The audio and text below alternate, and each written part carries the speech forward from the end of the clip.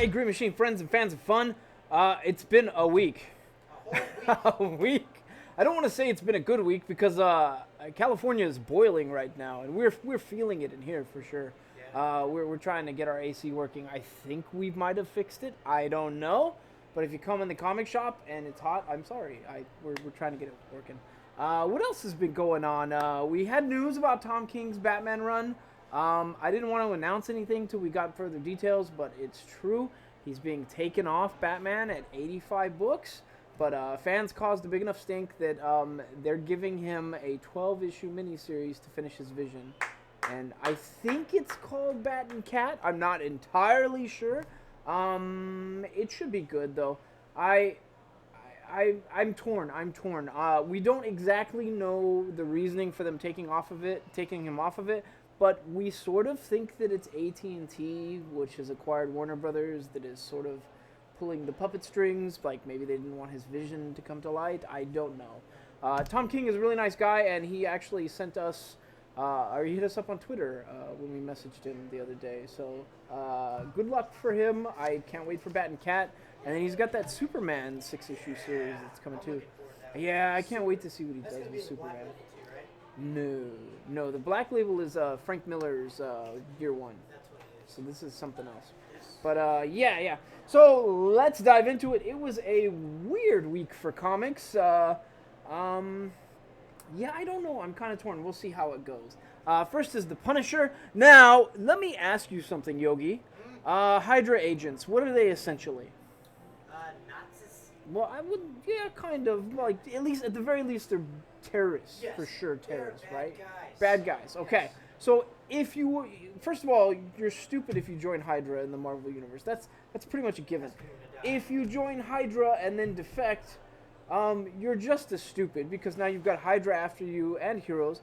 And then, if you join Hydra, defect, and help the Punisher, you're probably pretty stupid. Why is that? The Punisher never forgets. The Punisher will still hate you.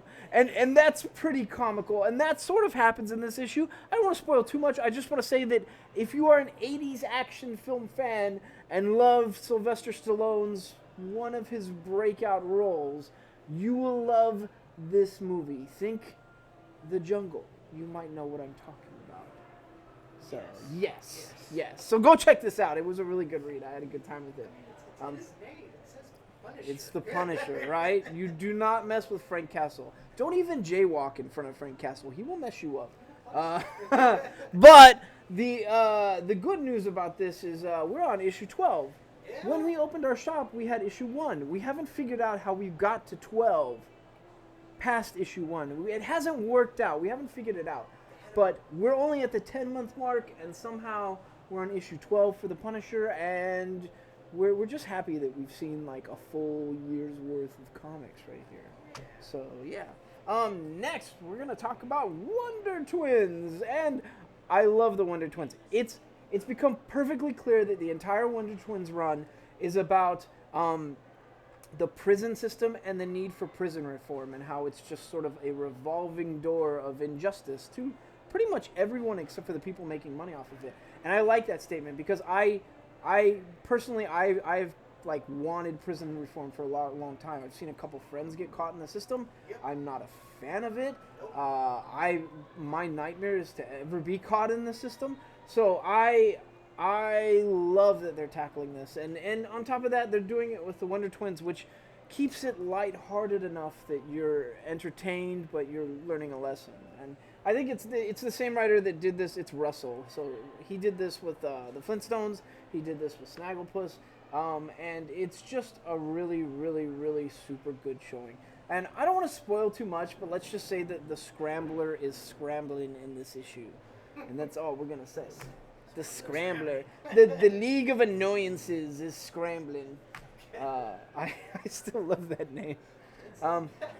Next is the Archie and Sabrina, and you guys that have been watching this know that I have sort of gotten caught up in the soap opera of Archie and Sabrina, and it's, for lack of a better word, it's I don't know, just a life thing. It's, even though Sabrina's a witch, it hasn't felt really super magical. It's just been sort of soap opera-y. and I've loved it. So they reached the end of the Bachelor auction, where Archie beat him at their game. Archie and Sabrina beat them at their game, and they didn't figure out who his secret girlfriend is. And yeah, so Archie and Sabrina are still in love, and something dark might be happening soon, but Cthulhu. I don't know. I don't know, but it's honestly, I have the best time with this book. I like this book. I don't know. Maybe I'm cheesy for liking it, but I dig it. It's better than the Riverdale comic on the shelf. Don't buy that one. I mean, buy that one. Somebody should buy that one because we need to sell it, but it sucks worse than this one. Next is Jughead's Time Police, and well, it's kind of weird. Is it like kooky weird? Like Yeah, it's kooky. It's kooky weird. Like Jughead is like decides to build a science project, and builds a time machine and goes from there. Because theory of relativity and all. Yeah. I do have to say, as somebody who knows time machines in the DC universe, his time machine is very sort of DC universe time machine inspired. And if you know what member of the Justice League, you know what I'm talking about. Hamburger Man. He uses a hamburger. No. Yeah. But I know. But it was a Is that pretty. a little booster action right now? No. I was talking Flash. Oh. Flash's time machine. So he sort of does it with a stationary bike. I don't know why. I loved it. I was like, yeah, that's like the cosmic treadmill. It's the cosmic Yeah. machine. If it was that easy, we'd have all done it by now. Woo. Okay. But, yeah, having a good time. It's the Archie Forever line, I guess it is, which the mainline Archie is a part of. And I don't know, it's a pretty good showing so far. The art is kind of, well, sort of iffy. It feels very Saturday morning cartoonish. Sometimes that works for me, sometimes it doesn't. I'm still kind of on the fence about the art. I keep bumping the mic over here, man. I'm still kind of on the fence about the art, but I'm going to give it another issue before I decide. It's a pretty good showing.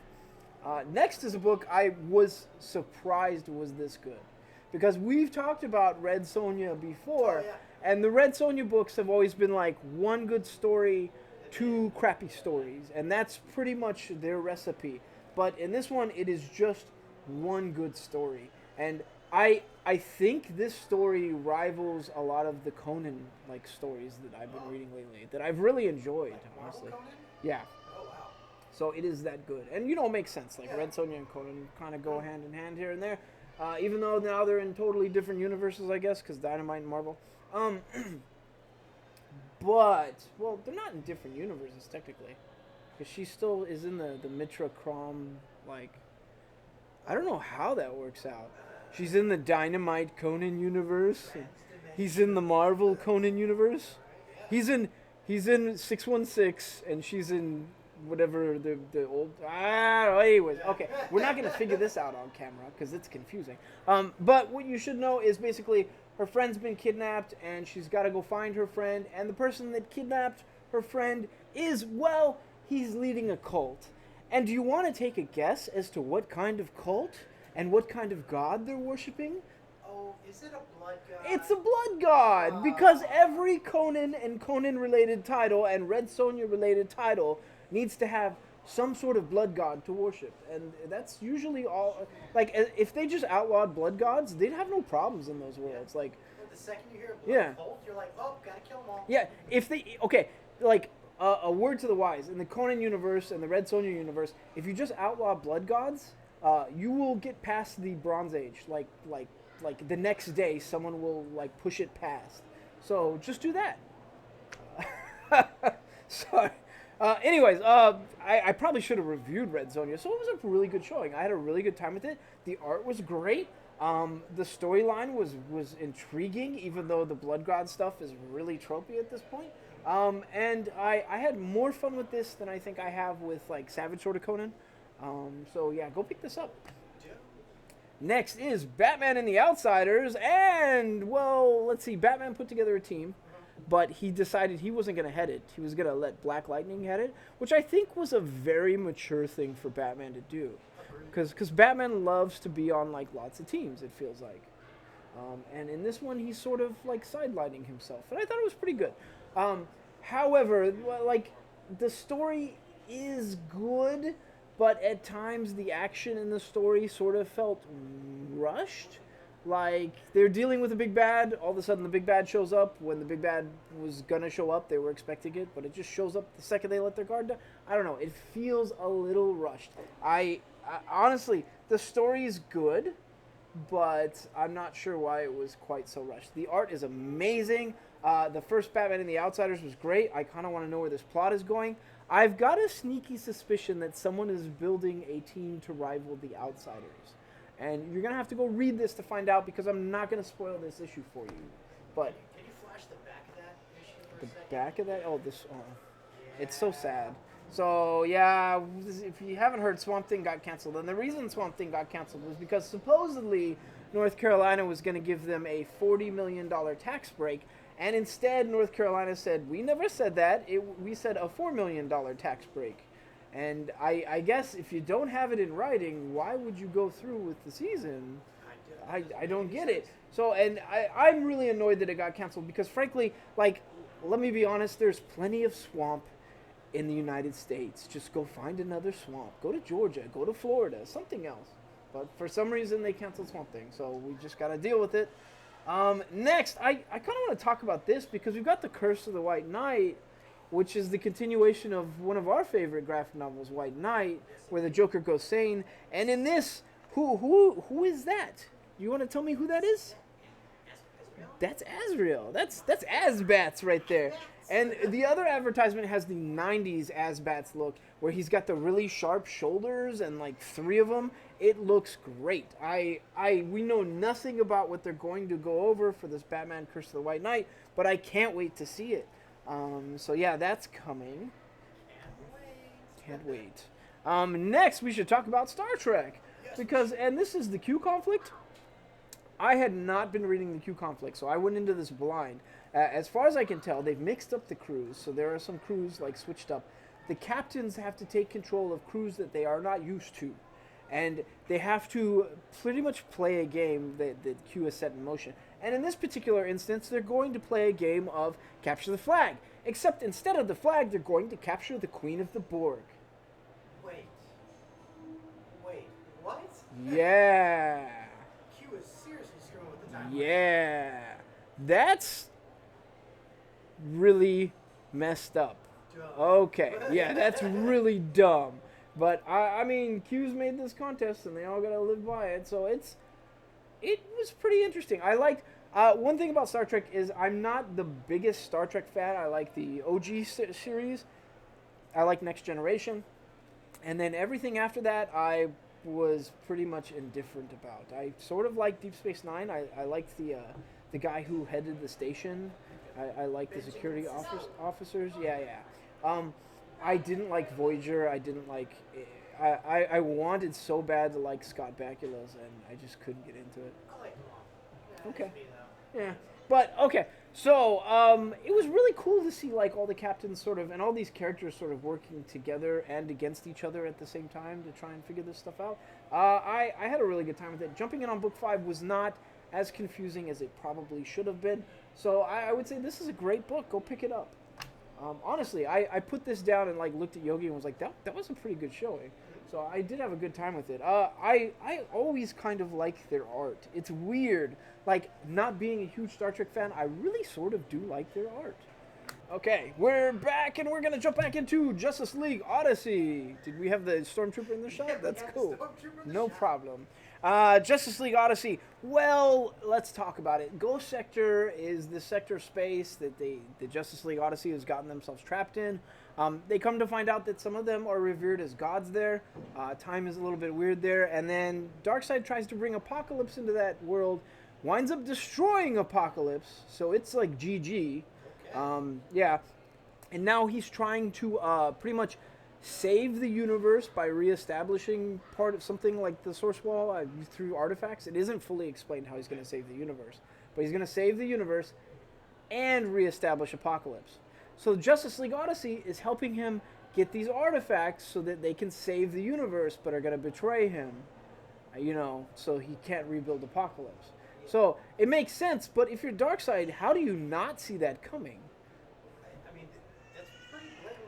pretty blatantly obvious. So he's given some of them gifts. He has given Corey Starfire. He's given her some extra strength, so she's a little more powerful. And he's given Azrael a voice, so he can control things. And it's the power has gone to their heads. They're getting very sort of Nugatish, is how I'm gonna say it. And so the rest of the league is sort of worried that they might not go with the betrayal right now. So That could be part of his plan, too. it could be part of his plan because he's dark side. So it's pretty good. I'm intrigued by this story, and I really, really do want to know more. I'm not entirely sure if I'm totally sold on it, though, because like I feel like the Ghost Sector stuff is going a bit long in the tooth. Like they've just been there and stuck there, and not much has changed. Like it's just running around the Ghost Sector the whole time. So I kind of want to see something more happen with this. But so far, it's still pretty good. I mean, we're only on issue 10. So jump in on that. That's a good showing. Next, my God, we do have a lot of DC this week. I didn't plan it that way. I'm sorry. I am a DC fanboy, so naturally I picked DC. But I do try to pick Marvel. It's just this week it didn't happen that well. Next, we're going to talk about Superman. And pretty much Superman, they know who is responsible, who is one of the people responsible for destroying Krypton. They don't know the rest. Some of them know who are complacent, but pretty much the whole of the House of El has converged at this one point in space. And it's got, his biological dad is there. It's got Jonathan Kent. It's got regular Superman. It's got Kara. Pretty much everyone, all of the House of El has converged. They're fighting it out, and they're trying to figure out solely who is responsible. And something really cool does happen in this issue. Zod and Superman are facing off, and then at one point they go into hyper time to have a quick conversation about, who's telling the truth and who's not. And it was cool to see, one, it was cool to see Zod sort of do this, and two, it was really cool to see that they could do that. And I can't quite remember that. They've done that in some other issues, I think. But I don't remember too many times that they've done that. It was interesting to see. So I think for that issue, or that reason alone, you should go pick this up. Plus, this is kind of coming to a head, and it's actually really, really quite fun. I've liked what Bendis has been doing with this. So I can't wait for the next issue. So go pick this up if you're a Superman fan. Next, we need to talk about Event Leviathan. Now, we had that Leviathan lead up.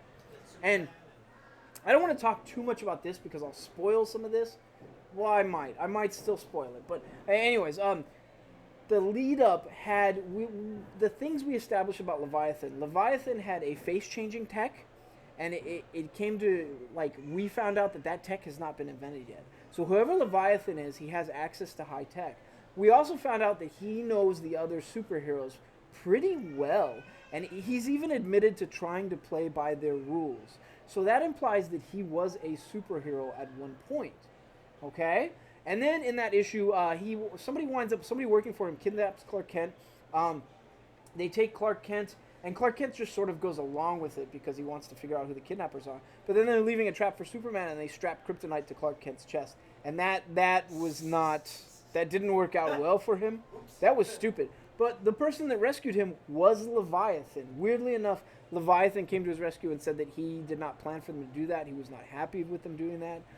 You come to find out that Talia al Ghul's involved. So, yeah. So there's a lot of stuff at play. But we've been discussing who we think Leviathan can be. Do you have any guesses? Like, who's your guess? Don't pick my guess. Okay, so here's my thing. Your guess. As long as time play is not in motion, I'm still clueless. Because the only person I could possibly think of was your guess. Yeah. But, I mean, it could still be Red. It could still be Red Hood. It could be, but they're selling it as Red Hood might be it. Like, Damian has freely, like announced that. I think it's a red herring. Red Hood, red herring. Yeah. But I think it is. My theories are, one, I mean, we just wrapped up Heroes in Crisis, and it could be the hero that was upset and responsible for all that and got locked up at the end. Maybe. That's really shaky. I don't think they're going to dust him off this soon for something like this. My real theory is, like, what if it's Luke Fox, Batwing? Like, he has worked with them. He's wanted to play by their rules. We haven't seen him in a while, and he does have access to a lot of tech. And whoever this is actually kind of honorable, although in this issue, there's a lot of people that die, so I'm not fully sure that it could be Luke Fox. It's just a theory.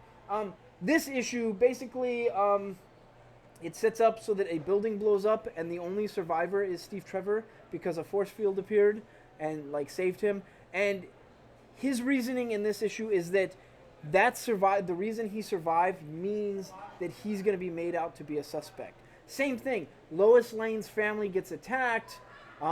So she, like, her family in multiple angles gets attacked. They're fine. So everyone's going to reason that maybe Lois Lane has ties to Leviathan. So Batman comes to this conclusion with both of them at the same time. So they conclude also that, keep in mind, in the last day, they've picked apart all the intelligence communities around the world. They've wrecked Amanda Waller, which if you wreck Amanda Waller, things have gone really sour because she's a pretty hard woman to mess up. And then they jump into the fact that he destroyed this building. He has access to some pretty violent tech. They've got about a day to figure this out. I think they conclude to the end of the night. So it's going to be a pretty long night with Event Leviathan, and I can't wait to find out where it goes. 6 issues. It's good. My money's still on someone in the Bat family. You think it's someone in the Bat family? It's the whole Barbara thing. And so if you look at the adverts, for those who don't know, the adverts had like all kinds of clues in there that he was talking directly to these people, and he says Barbara. Yeah, he mentions Barbara by name. Yeah. I don't know. I mean, it could be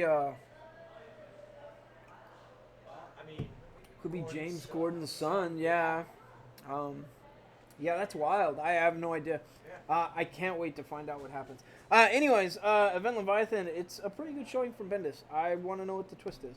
Next, let's talk about Silver Surfer Black. Finally, we got a Marvel book. Dude, we have a couple. Sorry, guys. Silver Surfer Black, however, is a really good showing. I like where they went with it. It was nice to see. You weren't a fan of the art. You didn't like the art. No.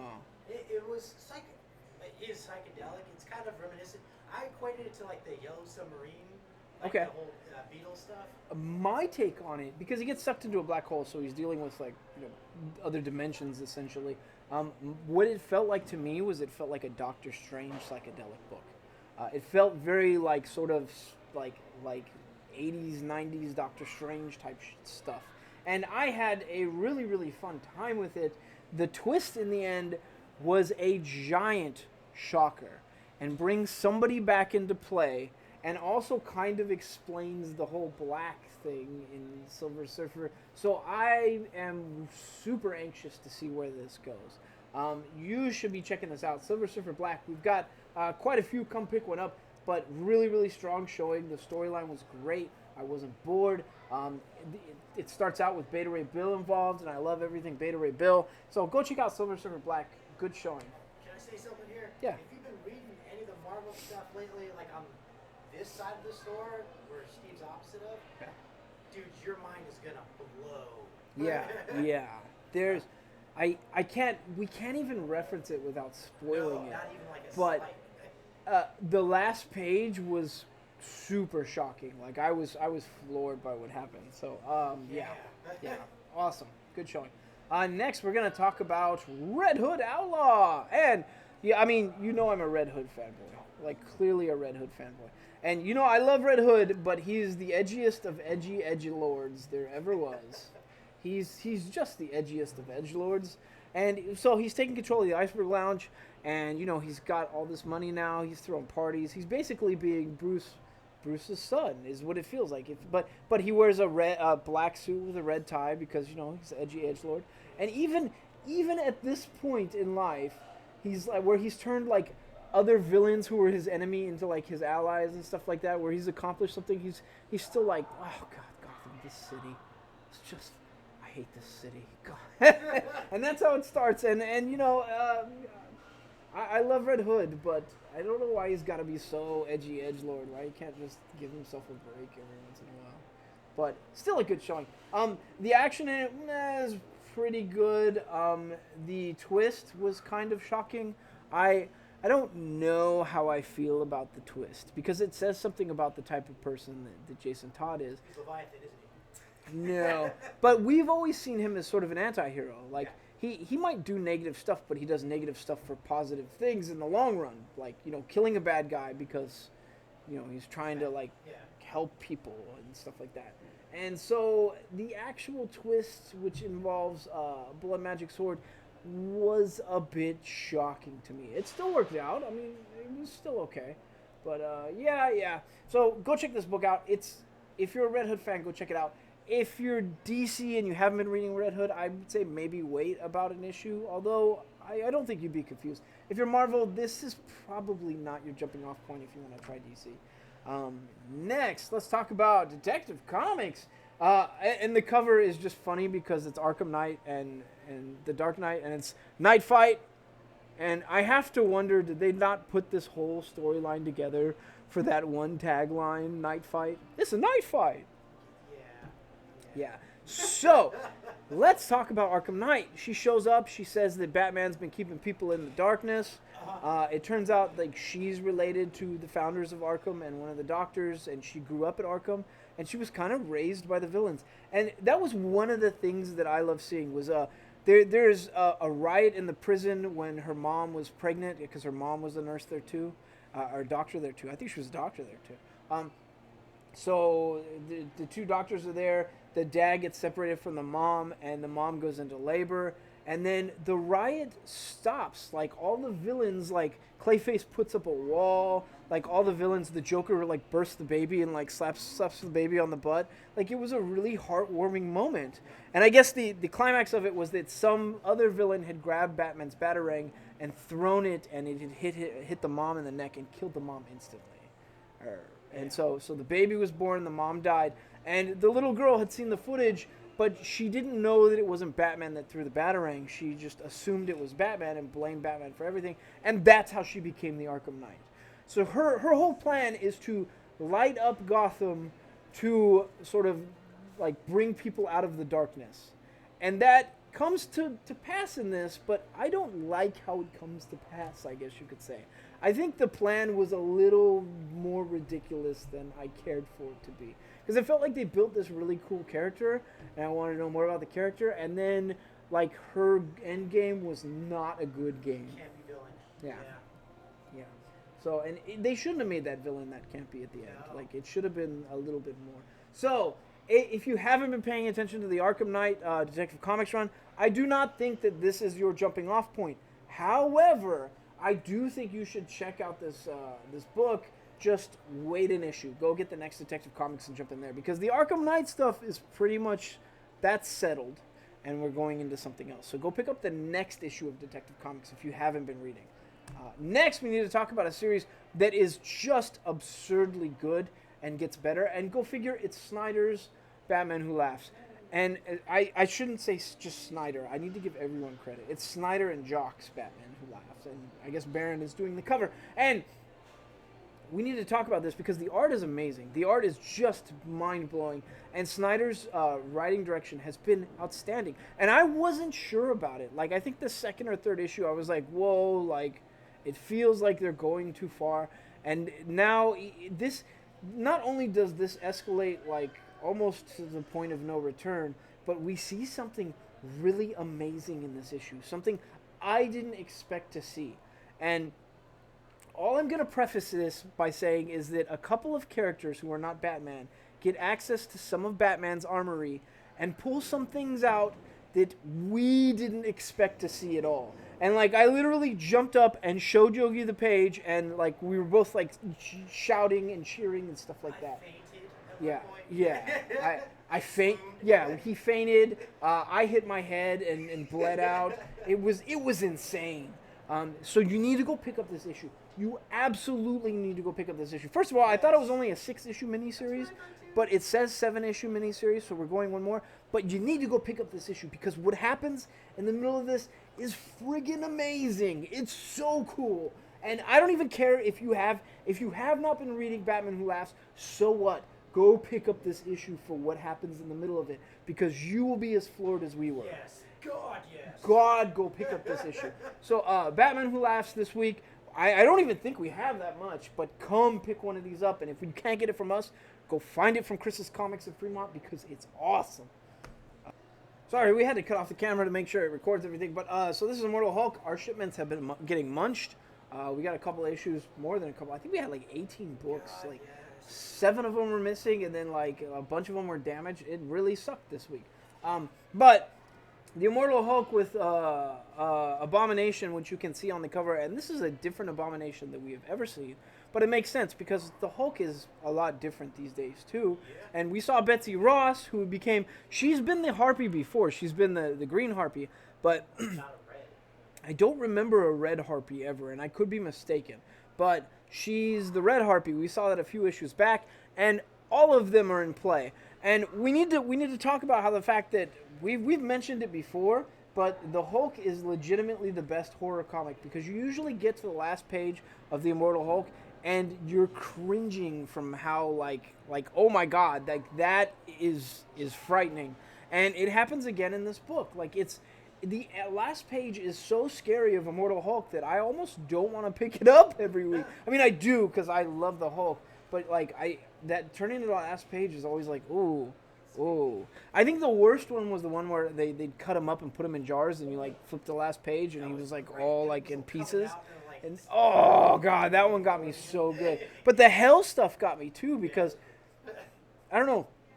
Seeing monsters without eyes and like and scrawny Hulk and stuff, like okay. So like a similar thing happens in this one. It's just as scary, just as frightening of a wrap up, and it's a really good showing if you like horror comics. So if you are a horror fan and if you are a horror fan or you are a Hulk fan or you are a Marvel fan and you're not picking up Immortal Hulk, I'd have to ask what's wrong with you because this is like the Rolls Royce of Marvel comics these days. It also Batman, I think, for the first time ever, like last month. That's what I feel like happened. You feel like that? Well, we don't know for sure. And Tom King wasn't fired. He just has to end his run early. So it's okay. Yeah. We're kind of Tom King fanboys in this store, so we're a little defensive of the guy. I think when we found out, we were like, yo, wait, what happened to Tom King? Like, I will depress your tongue. ride or die, Tom. Okay, we're just talking about Immortal Hulk. So, Ewing and Bennett's Immortal Hulk has been nothing short of amazing. It has been one of the greatest runs, I think, in comics. It has certainly been my favorite of the Hulk runs, which is weird to say because I think my first comic was Hulk. And I have read a lot of Hulk events. Like, we've talked about it. Even though I'm a huge DC fanboy, I've read a lot of Hulk over the years. Like, I mean, like, everything. Yeah. I mean, when we grew up, I mean, we're still watching, Coffee, and they had all the Hulk series on there. Yep. So, I got to tell you, as a huge Hulk fan, I do think that this is the best Hulk run I've ever read. And if you haven't been reading it, and you haven't been, like, you're a Marvel fan, and you haven't been reading Hulk, you really can't call yourself a Marvel fan these days. Because this is really, honestly, one of the best comics on the shelf. So this one you got to go pick up. And I guess that's our show for the week. That is our show. It's weird. We start talking about the Hulk, and then we start gushing about Tom King again. Because Tom King, man. Who's I'll Tom tell ya. King, man? We gotta do the drawing, don't we? Yeah, we'll do it at the box today. This is the magic box. We're gonna do it out of a box. This is the today. magic box Okay. of holding. So the drawings for people that win posters that are our subscribers are 80 second, 80 deuce. 80 deuce. 80 deuce. Who is member 82? Let's find out. Let's find out after these messages. Did you just cancel an order? Yeah, I did. Okay. I'll tell you all about that. Okay. Pasqua, Kevin. Kevin Pasqua, you've won a poster. Woohoo. Next is 57. 57. Kate Warner. Kate Warner. Warner, you've won a poster. And lastly is 98. 98 is gonna be Javier Cedric. Oh no, he's Ooh. got his account Yeah, suspended. he You just should got- pick up your books, sir. Next is 43. 43.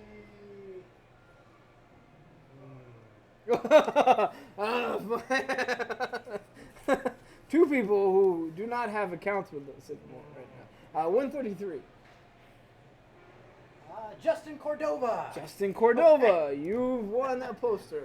So that's our show for this week, and I'm thinking of actually putting together a comics news show because we get a lot of comics news that comes That's not through a here. bad idea. We And could also, do that. 2 weeks, Saturday, we're going to be over at Menlo Park Library doing a con over there. Also, kind of want to do another Smash tourney here, so keep checking back with us. Yeah, we're probably gonna do a Smash tournament in the next couple of weeks. Yeah. 'Cause we did a Mario Kart tournament and it wasn't as popular as we wanted it to be. But everyone's like, yo, when are you doing Smash? So we're gonna do Smash. I promise you in a couple of weeks. All right. So okay. Yeah. So there you go. Is it Goofy Dance time? Oh, Goofy Dance.